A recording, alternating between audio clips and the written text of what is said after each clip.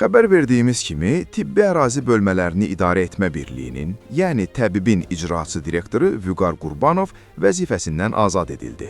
Qərar rəsmən elan olunsa da, səbəblər barədə ictimaiyyətə hər hansı geniş izah verilmədi. Sabiq rəhbər özü isə Təbibin Müşahidə Şurasının qərarını normal qarşıladığını bildirməklə kifayətləndi. Amma bu açıqlama suallara aydınlıq gətirmədi. Çünki bu qərar əksəriyyət tərəfindən səhiyyə sistemi daxilində daha ciddi proseslərin baş verdiyini göstərir.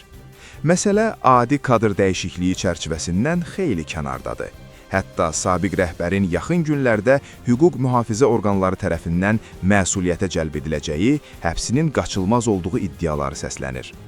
Maraqlıdır ki, qərardan dərhal sonra sabiq rəhbərə yaxın media resurslarında yumşaq tonlu, məsuliyyəti minimuma endirən yazılar yayımlandı. Bu isə ictimai rəyin yönləndirilməsi cəhdi kimi qiymətləndirilə bilər. Lakin rəsmi izahın olmaması iddiaların daha da böyüməsinə şərait yaradır. Yayılan məlumatlarda ən ciddi məqam qurum daxilində qərar vermə mexanizmlərinin şəxsi münasibətlər üzərindən formalaşmasıdır. İddialara görə, təbibdə əsas idarəçilik rıçaqları sabiq rəhbərin yaxın çevrəsinin əlində cəmləşibmiş. Əgər bu məlumatlar təsdiqini tapsa, söhbət sadəcə etik pozuntudan deyil, dövlət idarəçiliyində maraqlar toqquşmasından və vəzifə səlahiyyətlərindən sui-istifadədən gedə bilər. Bu isə artıq hüquqi müstəviyə çıxarıla biləcək məsələdir. Digər diqqət çəkən məqam sabiq rəhbərin Səhiyyə Naziri postuna iddialı olması ilə bağlı yayılan informasiyadır. Qeyd edək ki, Azərbaycanda səhiyyə siyasətinin formalaşdırılmasına görə məsul qurum Səhiyyə Nazirliyidir. Təbib isə icra edici funksiya daşıyır və icbari tibbi sığorta sisteminin tətbiqində əsas rol oynayır. Mənbələr bildirir ki, məsələ təkcə kadr dəyişikliyi ilə yekunlaşmaya bilər. Hüquq mühafizə orqanlarının araşdırma apardığı iddia olunur.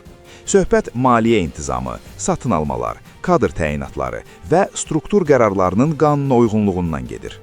Təbib son illər milyardlarla manatlıq dövlət vəsaitinin dövriyyədə olduğu quruma çevrilib.